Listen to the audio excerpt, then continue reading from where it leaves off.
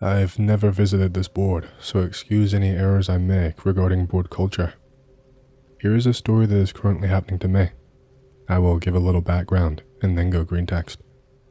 My buddy David has 800 acres near Galena, Alaska. We are up here building onto his house and fishing the nearby rivers on our off days. We are about 15 miles back on a gravel road that goes further onto BLM. There are a few logging trucks a day on the main road, but basically no traffic after the sun sets. The first day, we got here together in my Tacoma 4x4. We unscrewed the plywood off the windows, brought our bags onto the porch. We got his generator started up and unlocked his various outbuildings. The air was stale and a little rank, like a dead cat. We opened up the side door into the kitchen. We also opened up the back door of the cabin and the windows that you could open. We did not go upstairs. We just let the place air out. We sat down on the porch just to rest and quench our thirst. It has only been in the low 60s, but the plywood was heavy. We sat there and planned our remodel. We just generally shot the shit. We were just happy to be here. He fiddled with his bait and tackle, and I admired the view from the front porch. Now, I'm not really a ghost or a spirit believer, but I saw something last weekend. It is real quiet, and there was a lull in our conversation. Then, out of the corner of my eye, I saw somebody walk out the open kitchen door. I rotated in my seat to see who was there. I barely saw the guy turn the corner towards the back of the house, towards the forest. "What the fuck?" David yells. "Did you see that motherfucker?" "I did, dude. Who the fuck is that?" David runs out to his truck, where he has a Mossberg 590A. It's buried deep in our knack boxes, and we had a bunch of shit to unload to get to it. We just throw shit out of the truck until we get the box open. We decide to search the rest of the house first, scattergun in hand. We go upstairs. We look into the 2 bedrooms, under the beds and everything. There is nothing. No signs of squatters, no animals, nothing. We both affirm that we saw a little man with no shirt walk out of the kitchen door to our left from the main porch. We then go towards the back forest. The house and the pad that they built it on has a thick gravel base right up to the forest. The forest floor is a thick mat of leaves, needles and duff, and hard to track in. We looked all around and found no tracks at all. With the sun going down and all of our shit exposed, we decided going further into the forest was a really bad idea. We both got back inside and closed all of the windows and unpacked our tools. We set up our gear in the lower 2 bedrooms. We regroup in the kitchen and start guessing who that was. Was it a squatter that was living elsewhere on the land and heard us opening up the plywood? Was it a thief maybe, or maybe just an animal? Either way, we are 2 badass carpenters with guns and not afraid to throw down with some stupid little motherfucker. We both go to bed. The next day, we start setting up our tools and saws under tarps. We had the shotgun on a sawhorse nearby. We unloaded table saws and meter saws, setting up sawhorses. We were getting all the blades adjusted and going through the lumber that he has on site. We brought cement to pour a post and pier foundation for his addition. We unloaded that and decided to go and fish in a river about 300 yards downhill from us. He caught 2 trout right off the bat, and I caught 1 about 20 minutes in. It slowed down after that, and we hiked further upstream. That is where we heard rustling across the stream from us. It could have been any number of animals, so we stood sharp. We fished there for about 2 more hours, and Dave started gutting the fish that we had. We both head up to the house to wash up and fry some fish. After the last few bites of fish go down, Dave stands up at the table. He says he left his Benchmade down there where he was gutting the trout. He grabs a flashlight and heads down there. He said he looked for the rock with the fish guts on them. He said his knife was there, but the fish guts were gone. He half jogged back to hide, being very scared.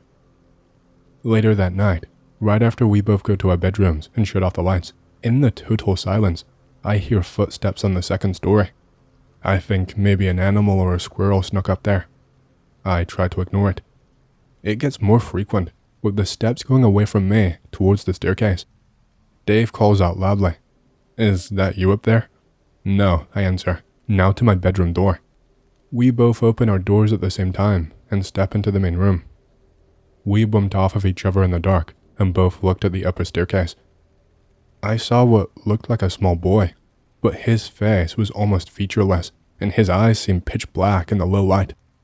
Dave yells out, "Who the fuck are you?" The figure slowly steps to the railing like he was going to answer us. Instead, he lets out an incredibly loud, ear-ripping screech, like what you imagine a T-Rex would sound like. It was so loud I covered up my ears and stumbled to the floor in the dark. It was so loud, it disoriented me. From the ground, I look up at the second floor just in time to see it run back into the bedroom. Dave ran past me with his moss-broken hand. Dave ran to the top of the stairs and turned the hall light on. Then he ran straight into the bedroom and out of my sight. Boom, boom, boom. At this point I am beyond scared and almost physically shutting down like I had heat stroke or hypothermia. I knew that those gunshots meant that Dave may have just killed somebody. Dave reappears at the top of the staircase. He jumped out of the window and ran into the forest. He's like a deformed small man.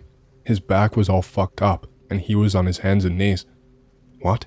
Did you hit him? If his legs are fucked up, how did he run away? I don't know, but he jumped out and ran into the fir trees. We both went out the back door and turned on the exterior lights.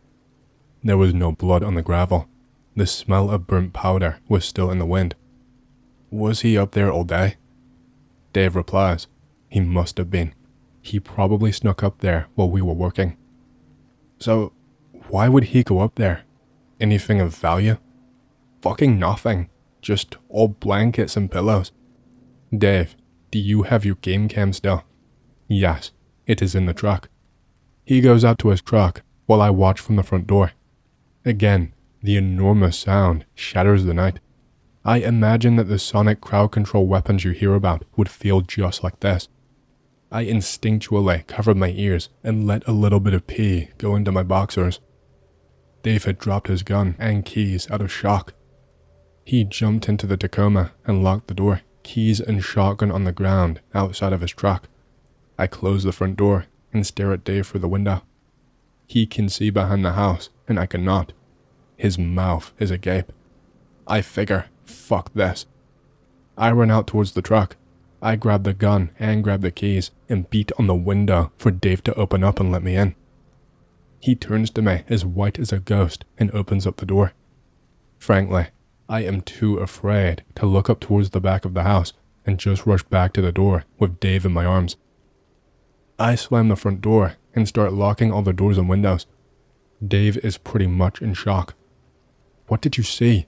What the fuck did you see? Dave swallows deeply and says, it was a stretched out dead guy that roared at us. He then rolls over and barfs on his floor. I am really starting to panic and experience tunnel vision. I never knew what that meant until that moment. I give Dave a rag and we sit on the couches. Who the fuck was it, Dave? A dead guy? Dave replied to me. It looked dead and ashy, but it made that noise, and then made a scary face when it saw me. Its face moved into an evil shape. Let's leave, dude. I can't just leave all of my tools here. Let's drive into town and get a motel then. Okay. We grabbed our phones and wallets and the Mossberg. Dave insisted on setting up the game cam just before we left. He wanted it on the front door, but I said let's put it out back on a tray and see if this thing comes back. We put up the cam on a tray directly behind his house under full gun coverage. We then jump into the Tacoma and peel away from the house. We drove back into town, but everything is booked, so we just sleep in the truck. In the morning, after breakfast, we drive back to his place.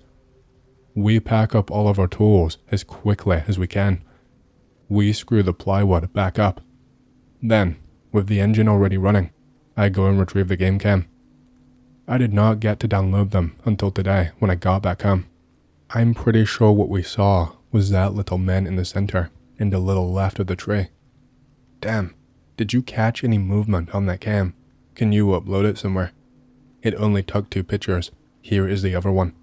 For some reason, the timestamps are totally wrong too. The date is right, but the time is off by about 13 to 14 hours. When the small guy shouted, or when you got inside the car, was there any pungent stench, like rotting animals? No, I clearly remember the smell wafting up my nose when we removed the plywood from the windows. It wasn't a wet smell, more like a dried out rat or cat smell, if you know it.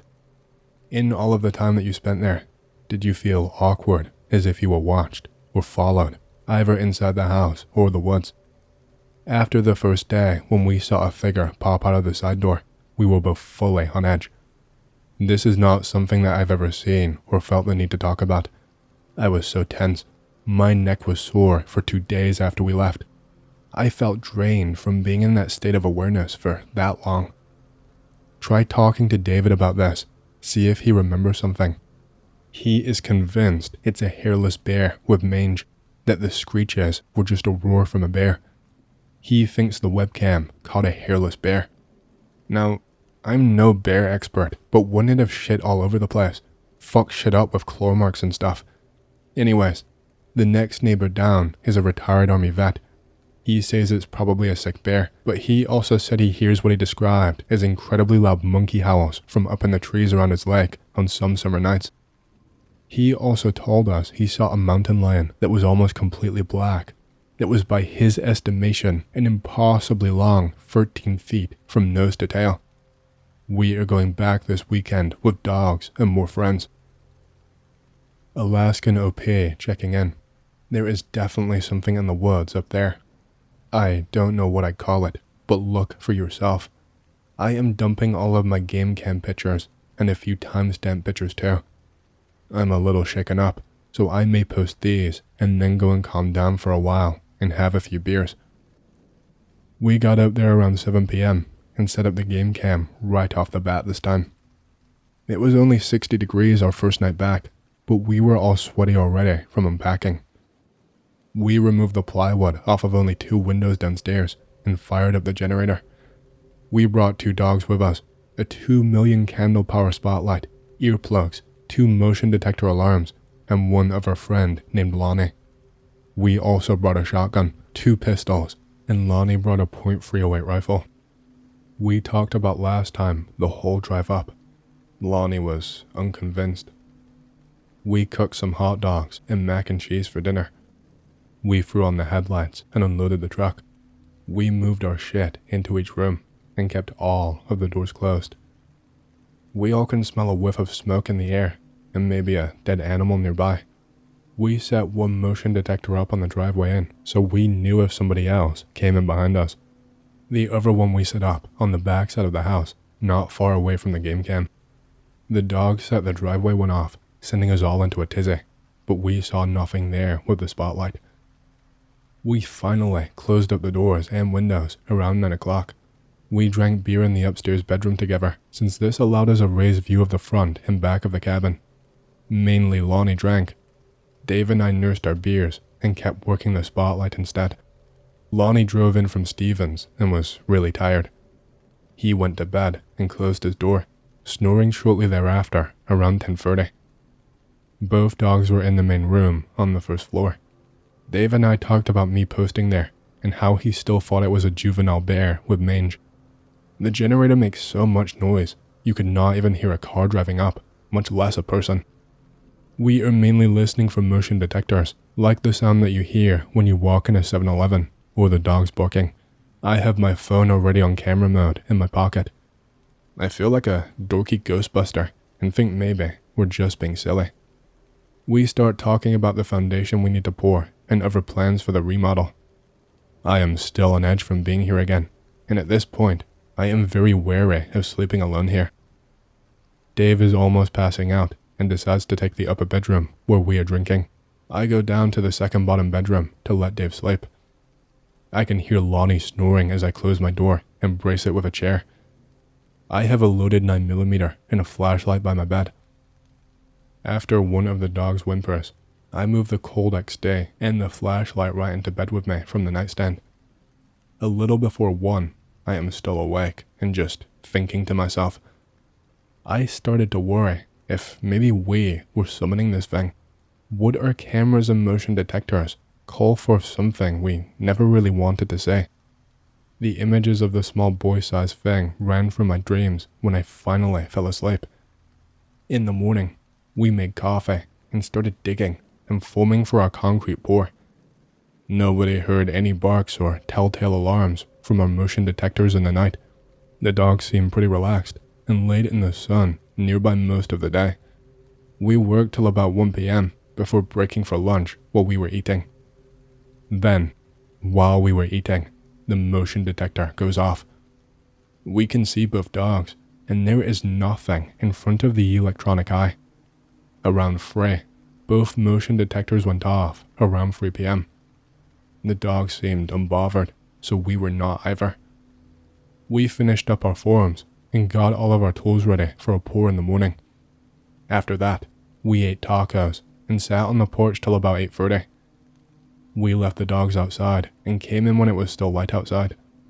I felt I had made it halfway through, like I was halfway to erasing what happened last time from my memory. If only nothing happens tonight, I can forget all that happened before. I told Dave I regretted not having a way to view the game cam. Secretly, I am glad I could not see the pictures while we were still out there in the middle of nowhere. I showered and was too on edge to even relax. I felt a deep sense of dread, a dread that almost overpowered me at some points. I leaned on the silence of the dogs and detectors for strength. I had been in 20 fights in my life, and damn considered a tough guy in my circle, but I was too afraid to even look outside at dusk. I silently hoped for nightfall to obliterate my ability to see what was outside. We each showered one by one. We sat in the main room of the house and talked about the concrete we were pouring in the morning. The plan is to pour the concrete and let it cure for a few days while we go back home, then come back in a few days to pull the forms. With no cement mixer, this would probably take us 6 to 8 hours tomorrow. Either way, I was not planning on sleeping here after tonight. The next 30 minutes, I spent closing doors, cabinets, curtains, windows, anything. The dogs quietly sat on the porch out front. The generator hummed along. Everything was going to be okay. Lonnie turned in first. No snoring tonight. I made my way to the room and pushed the dresser against the door. My only vulnerability was one window about 5 feet off the ground. I eased into bed for the night, gun on the nightstand. I slept till around 2 or 3 a.m. when I thought I heard a long car horn honk. I listened for it again, but no other noises came, and I just chalked it up to a dream. We awoke at 5:30, made coffee, and started mixing concrete. We finished at 11 o'clock. We packed tools and left enough hand tools to strip the forms. We gathered all of our trash and shut down the generator. Around 1 o'clock, we were ready to go. I went around the back of the house and retrieved the game cam. I noticed all kinds of dead bird parts near the camera. This gonna be good. I thought that was strange enough that I took pictures with timestamps.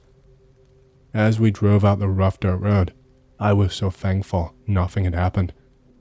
We barreled westward down the highway and got home at around 3 o'clock. I eagerly unpacked the game cam first and went inside to view the pictures. I was so anxious, I forgot to power up the camera before plugging it into my computer.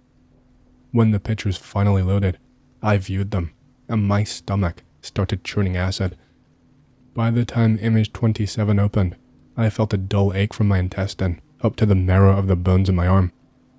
There was that Christmas tree-shaped little boy I saw atop the staircase that first night. I still have not showed David these, and I don't know what it is, nor do I really want to.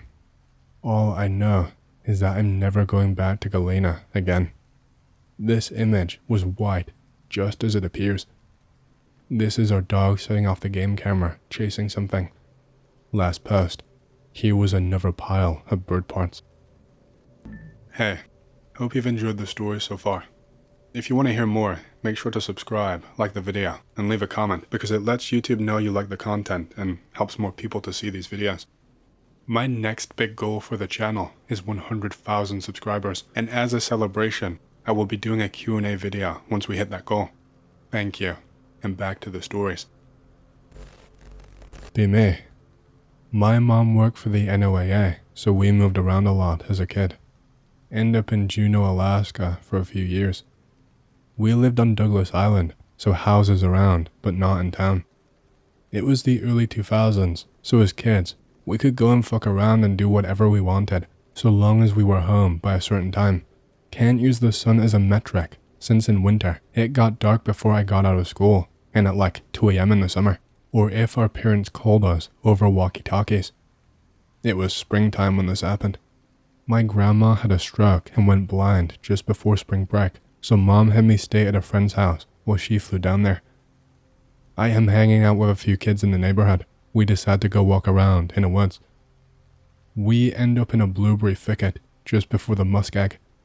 We are just messing around, playing war with just the 5 of us. We suddenly hear what sounds like cooing coming from what smelled like skunk cabbage. We all head towards it. There is this very small, gorilla-looking thing. We get closer and realize this thing has no face, just a blank white area where the face would normally go in a person. The older friend of ours puts out his hand and moves closer to it, and it does the same. Its fingers are webbed. The closer he gets, the more that time seems to slow down. Eventually, time just fucking stops. We are looking what is practically the creation of Adam, but a middle school boy with a weird ape thing. Suddenly, time fast forwards, and we are sprinting out of the forest towards the house, screaming our heads off. We make it to the road and just keep on running. Eventually, we stop and turn around. A big-ass one is standing on the edge of the forest, just looking at us. What are you guys running from? We fucking jump out of our skins. It's a few girls we went to school with, one I had a mega crush on. We look back, and the big one is hauling it back into the forest, towards the muskeg. We all just play it cool and say, nothing. You guys look really scared though. We all try to laugh it off and say, just messing around. We spend the rest of the afternoon jumping on a trampoline with the girls. Later on, we end up back at the house. I ask my friends if we just imagined that, or if it really happened. No one will look at each other or say anything at all. My friend's mom ends up ordering us pizza, even though she is a health freak, because she thinks I'm sad about my grandma and that we are just really tired from playing outside and everybody needs a pick-me-up. She asks why we did not respond on the walkie earlier. I realize in the fracas that we dropped the fucking thing. She tells us that we have to find it tomorrow. Fuck that. We eat our pizza and head upstairs to sleep. Except, no one can sleep. We hear what sounds like something crawling on the roof. One guy says, probably just a cat. Eventually, hear a rhythmic tapping on the window. No one fucking moves. No one even really breathes. Eventually it stops and then crawls down. We are all scared shitless, but manage to pass out somehow. We eat bran fricks and granola for breakfast because healthy. We walk outside to find the walkie that we had no intention of looking for. The walkie is just sitting on the front porch. Fast forward to summer 2008. I have since moved away, but Mom wants to go there on vacation since one of my aunts lives there now. Being a sweaty teenager on the verge of graduation, I chalk up my previous experience to just being an imaginative child. Also, being a sweaty teenager, I don't want to go, so drag the fuck out of my feet and demand being allowed my laptop so I can play video in the hotel. My mom agrees. We will be there a couple of days, doing stuff during the day and playing games in the hotel at night. It is only dark between 2 and 4 a.m., so I can't really sleep anyway, even with a blanket over the window. One night, I look up at the clock. It's 2:27 a.m. My computer freezes up. I try to force restart, but nothing happens. I try again and again. HP piece of shit. I go and get some water to cool off before I break something. Look at the clock again. 2:27 a.m. I think, no fucking way. Then I hear the rapping at the window. Look at the clock again. 2:27 a.m. The realization hits me. I say nothing. I do nothing. I just sit there, motionless. The tapping stops. A single scratch goes from one part of the window to the other. the laptop suddenly shuts off. I look up at the clock. It's now 4:19 a.m. I have not been back to Alaska since, nor do I ever plan to return. Fuck that, and fuck you. I have an old hunting story, possibly related to the Wendigo. I was 17 years old, and my father and I had been hunting in Tongass, Alaska, during deer season. We were a few miles away from camp, and already returning from a successful hunt with only a couple of hours of sunlight left. I decided to stay behind for a bit to map the spot that we had so much success with, and I guess to sort of test the directional skills my dad had been teaching me since forever, so he went ahead. Around 20 minutes later, I finished my mapping and started heading back, cradling my rifle as I walked and watching my steps because it was pretty damp at the time. Suddenly, I heard some twigs snap to my right, and I instantly get on my knees and hunker in some brush because at that moment, I had seen the biggest buck I had ever seen in my life. It was behind a considerably large tree, and from my point of view, all I could see was the head looking out to the forest in the direction my dad had gone. I carefully raised my rifle, and as I looked through the scope, I immediately knew that something was off. Its eyes were a murky white, and the lining of its mouth showed signs of an infection or dehydration. I guess you could say that the lining of its mouth was gunky, and to top it off, the fur was much thicker and untamed. And then it happened. It started moving. It came out from behind the tree, gaining massive amounts of height, and walking only on its hind legs. It was about 6'7" to 6'8", and the overall look to it was that it was a deer carcass. It started walking in the direction of my dad. I was not afraid at this point. I had heard of some hardcore hunters in the area wearing deer carcasses as camo, so I lowered my rifle and yelled to it, "Hey!" In that split moment, it turned to me and snarled like a fucking demon hound. I raised my rifle and fired a warning shot because I sure as fuck never heard that sound before in my life. It was not phased, and in that split moment, it turned to advance towards me. I had no idea what was fucking going on at that point because a large chunk of its ribcage looked like it had been mauled off, but it still had enough strength to go apeshit. I relied on rationality and decided it was a buck with rabies or something like that. Just anything that could keep me from being afraid. I accessed that at that point, I was in danger, and as it started running on all fours towards me, I fired a second shot and wounded it. It made the usual wounded buck noise, freaked out in some brush for a bit, then got up and ran in the other direction on all fours. At that point, I just put into my head that it was a wounded buck, and since I had taken a shot at it, I was then responsible for finishing the job, so I pursued it. I followed its blood trail to a nearby clearing, but I stopped dead in my tracks because I heard a commotion involving a bear a few hundred yards ahead. It sounded like a territorial fight, so I got my scent downwind and patched my pits and groin with mud and started heading back. I was not about to fuck with a bear. I found my father and told him the whole story, and he decided we should head back because a wounded animal is a hunter's responsibility, but it was too late, so we saved it for the morning. The next morning, the old man and I made it to where I had first spotted it. I explained everything in detail, and he too figured it was just some sort of sick buck. We examined the foliage where it breakdanced in pain and found odd, very thin clumps of hair that smelled of mold. My dad said he had never seen fur like it and added some of it to his pouch. Then, we followed the blood trail. We got to the point where I stopped, and I showed him the direction where the bear commotion had occurred, and then he pointed out to me that the blood trail went in the same direction. We both looked at each other in a moment of relief because it seemed that nature might have corrected itself and ended my hunt. We followed the blood to a clearing, and my dad stopped and quickly put his hand to my shoulder and pointed farther out to about 30 yards away to a dead brown bear. We made our way to it and examined it in disbelief. It had been mauled severely. Its stomach had been completely gutted, and its entrails littered the ground around it. Its jawline was severely damaged, like something was able to grab both ends and break its jaw with sheer force. My father and I looked at each other for a moment and immediately dismissed our hunt and headed back home.